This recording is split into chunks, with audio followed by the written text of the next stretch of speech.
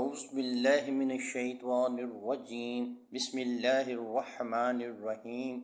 شب قدر کی خاص دعا۔ حضرت عائشہ سے روایت ہے کہ میں نے رسول اللہ صلی اللہ علیہ وسلم سے عرض کیا کہ مجھے بتائیے، اگر مجھے معلوم ہو جائے کہ کون سی رات شب قدر ہے تو میں اس رات میں اللہ سے کیا عرض کروں اور کیا دعا مانگوں؟ آپ نے فرمایا، یہ عرض کرو، اللہم انکا عفو کریم تحب العفو فاعف عنی۔ اے میرے اللہ، تو معاف فرمانے والا اور بڑا کرم فرمانے والا ہے اور معاف کر دینا تجھے پسند ہے، بس تو میری خطائیں معاف فرما دے۔